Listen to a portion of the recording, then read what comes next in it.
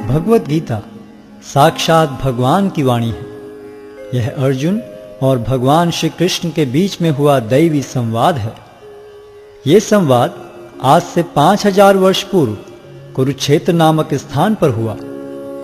भगवत गीता में जीवन के सभी महत्वपूर्ण प्रश्नों का उत्तर है, जैसे हम कौन हैं, भगवान कौन है, हमें कष्ट क्यों होते हैं, क्या पुनर्जन्म होता है, क्या अन्य ग्रहों पर जीवन है, हम कैसे इस जन्म और अगले जन्म में सुखी रह सकते हैं, हम कैसे भगवत धाम को जा सकते हैं।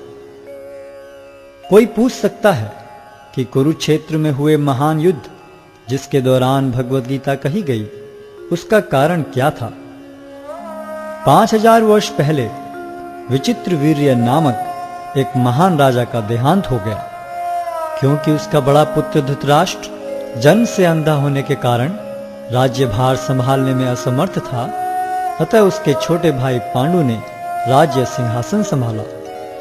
पांडु की मृत्यु के बाद उसके 5 पुत्र, जो पांडवों के नाम से विख्यात थे, जो नियमानुसार राज्य के उत्तराधिकारी बने, लेकिन पांडव भी बालक ही थे, अतः धृतराष्ट्र ने स्वयं राज्यभार संभाला। धृतराष्ट्र के 100 पुत्र थे, जो कौरवों के नाम से जाने जाते थे। जब पांडव बड़े होकर राज्य संभालने लायक हुए, तो वे संपूर्ण राज्य नहीं लेना चाहते थे, हालांकि वो उनका नियम संगत अधिकार था।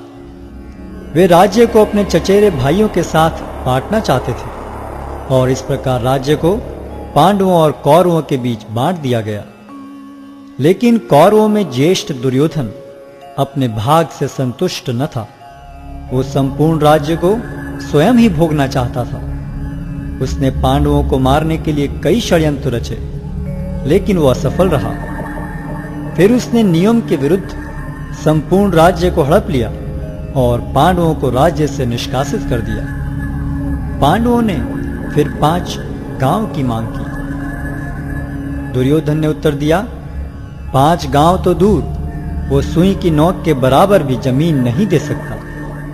भगवान श्री कृष्ण ने जमीन के इस झगड़े को शांतिपूर्ण एवं अहिंसात्मक तरीके से सुलझाने का प्रस्ताव रखा, लेकिन दुर्योधन ने यह प्रस्ताव को अस्वीकार करते हुए पांडवों के प्रति युद्ध की घोषणा कर दी, और इस प्रकार महाभारत का महान युद्ध अवश्यंभावी हो गया। युद्ध की तैयारी में अर्जुन और दुर्योधन दोनों ही भगवान श्री कृष्ण के पास सहायता मांगने गए। भगवान श्री कृष्ण उनकी मदद मांगने को आए किसी भी व्यक्ति को नहीं ठुकराते थे, चाहे वह सज्जन हो या दुर्जन। भगवान श्री कृष्ण ने अपनी संपूर्ण सेना को एक और तथा स्वयं को मार्गदर्शक के रूप में दूसरी ओर देने का प्रस्ताव रखा। दुर्योधन ने भगवान श्री कृष्ण की सेना को चुना, जबकि अर्जुन भगवान को मार्गदर्शक के रूप में प्राप्त करने को उत्सुक था। इस प्रकार भगवान श्री कृष्ण अर्जुन के मार्गदर्शक तथा सारथी बने। युद्ध स्थल में अर्जुन एक दुविधा में पड़ गया कि वह अपने अधिकारों के लिए लड़े, जिसके लिए आवश्यक था अपने ही स्वजनों का वध, या युद्ध भूमि से पलायन कर दुष्ट दुर्योधन को राज्य पर शासन करने दे। अर्जुन अपने को इस दुविधा से बाहर निकालने में असमर्थ पाकर भगवान श्री कृष्ण की शरण लेता है। शरणागत आए अपने मित्र एवं भक्त अर्जुन को भगवान श्री कृष्ण भगवत गीता के दिव्य उपदेश द्वारा इस दुविधा से उबारते हैं और